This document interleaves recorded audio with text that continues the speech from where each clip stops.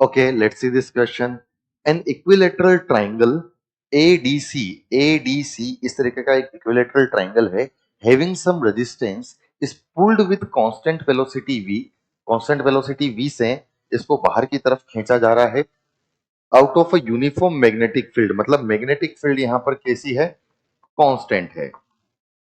ठीक है, magnetic field directed into the paper, magnetic field अंदर की तरफ है और कांस्टेंट है। ठीक है भैया, at time t equals to 0 DC जो है at the edge of magnetic field, बिल्कुल मैग्नेटिक फील्ड के एज पर है, इसको थोड़ा सा आगे खींचते हैं, डीसी जो लाइन है वो मैग्नेटिक फील्ड से बाहर निकल जाएगी। The induced current versus time graph will be, now the concept what we will use here is the concept of induced EMF, is the concept of induced EMF.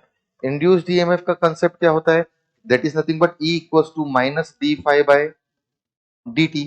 That is nothing but E equals to minus d phi by dt, जिसकी वजह से जो induced current बनेगी वो बन जाएगी E by R। चलिए अब मान लेते हैं, अगर अपन इसके बारे में बातचीत करें, मान लेते हैं कि ये नीचे की तरफ खींचा जा रहा है किसी तो टाइम t में, ये ए पॉइंट यहां आ जाएगा,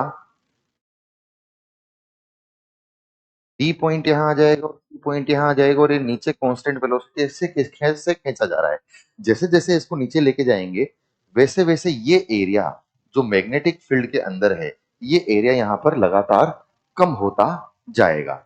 अब अगर हम बात करें तो सोचते हैं कि इसका अगर फ्लक्स लिखा जाए या d phi by d t के बारे में अगर अपन डायरेक्ट बात करें, जो कि इंड्यूस्ड ईएमएफ है या उसका मैग्नीट्यूड है, तो that is nothing but d by d t of phi की वैल्यू होती है B into A.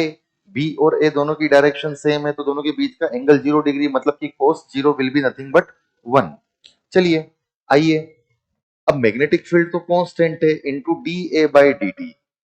Now this area is the area which is inside the magnetic field, वो एरिया लूप का जो मैग्नेटिक फील्ड के अंदर हो। जैसे जैसे हम इसको खींच रहे हैं वैसे वैसे वो एरिया कम हो रहा है, और जैसे जैसे वो एरिया कम हो रहा है मतलब कि d A by d t लगातार डिक्रीज हो रहा है। अब ये d A by d t अगर लगातार डिक्रीज होगा मतलब कि ईएमएफ लगातार यहाँ पर हमारा डिक्रीज होना चाहिए। ना what is the induce current? Induce current is nothing but EMF by R, which means के अगर इंड्यूस्ड ईएमएफ कम हो रहा है मतलब कि इंड्यूस्ड करंट भी यहाँ पर लगातार घटनी चाहिए, मतलब कि इंड्यूस्ड करंट का जो स्लोप होगा वो स्लोप कैसा होगा?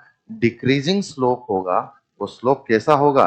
डिक्रीजिंग स्लोप होगा। तो अगर यहाँ पर ऑप्शंस देखें तो ऑप्शन नंबर बी यहाँ पर हमारा सही आंसर होना चाहिए कि करंट लगातार घट रही है और लीनियरली घट रही है क्योंकि वेलोसिटी कैसी है?